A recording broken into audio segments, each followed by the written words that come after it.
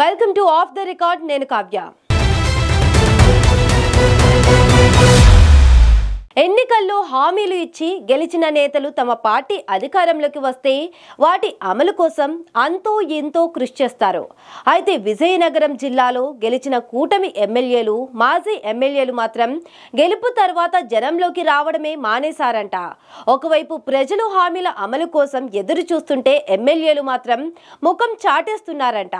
ఇక మాజీలైతే ప్రజలతో తమకేమీ పని లేనట్లు వ్యవహరిస్తున్నారంట. కీలక సమస్యల పరిష్కారానికి హామీలు గుప్పించి అలా కనపడకుండా పోవడంపై జనం ఆగ్రహంతో రగిలిపోతున్నారంట. అసలు సదరు నాయకుల లెక్కలేంటి?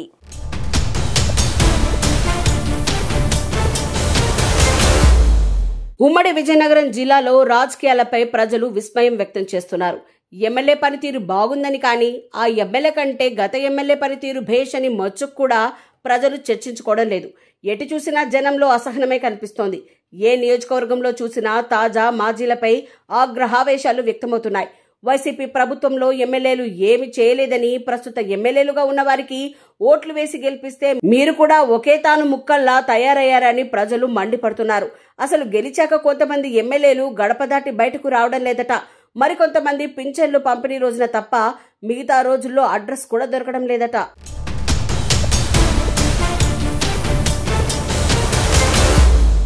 ఒక్కొక్కరిది ఒక్కో సమస్య. అలానే అందరి సమస్యలు తీర్చలేరు రాజకీయ నాయకులు. మరికొన్ని ముఖ్యమైన సమస్యలైనా తీర్చాలి కదా అంటున్నారు ప్రజలు. ప్రజలు ఎక్కడ సమస్యలతో వచ్చి పరిష్కరించమని నిలదీస్తారన్న భయంతోనే తాజా మాజీ ఎమ్మెల్యేలు ప్రజల్లోకి వెళ్లడం లేదనే చర్చ జోరుగా నడుస్తోంది. ప్రస్తుత ఎమ్మెల్యేలు ప్రభుత్వ కార్యక్రమాల్లో కాస్త హడావిడి చూస్తుంటే, మాజీ ఎమ్మెల్యేలు మాత్రం అసలు మీతో మాకేంటి సంబంధం అన్నట్లుగా వివరిస్తున్నారట. సొంత పార్టీ కార్యకర్తల్ని కూడా పట్టించుకోవడం లేదట. పార్వతీపురం, గజపతి నగరం, నెల్లిమర్ల ఎమ్మెల్యేలు ఎన్నికల ప్రచారంలో కంపెనీలు తీసుకొచ్చి యువతకు ఉపాధి కల్పిస్తామని హామీలు గుప్పించారు. తాము ఆ హామీలు మర్చిపోలేదని, ఉపాధి కోసమే ఓట్లేసి వారిని గెలిపించుకున్నామని జనమంటున్నారు.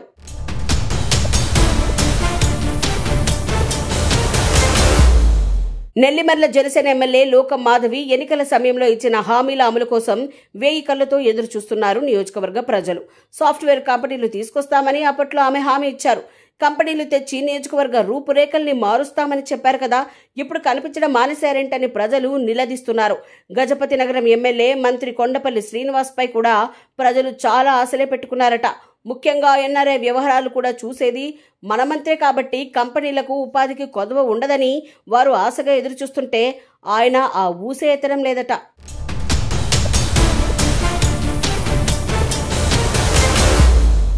విజయనగరం, పార్వతీపురం నియోజకవర్గాల ప్రజల ముచ్చట మరోలా ఉందట.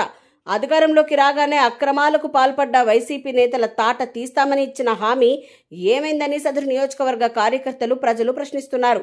వైసీపీ ఎమ్మెల్యేలు 100 కోట్ల అవినీతికి పాల్పడ్డారని, వాటిని వెలికి తీస్తామని ఎన్నికల ప్రచారంలో ఇచ్చిన హామీని ఎమ్మెల్యేలకు జనం గుర్తు చేస్తున్నారు. ఎక్కడికక్కడ భూ కబ్జాలు, చెరువుల కబ్జాలకు పాల్పడ్డారని, వాటిని మళ్లీ ప్రభుత్వ స్వాధీనంలోకి తీసుకువస్తామని చెప్పిన ఎమ్మెల్యేలు అసలు ఆ హామీలను మర్చిపోయినట్లే వ్యవహరిస్తున్నారట. దాంతో వైసీపీ వారితో మిలాఖత్ అయ్యారా అని ప్రజలు అనుమానాలు వ్యక్తం చేస్తున్నారు.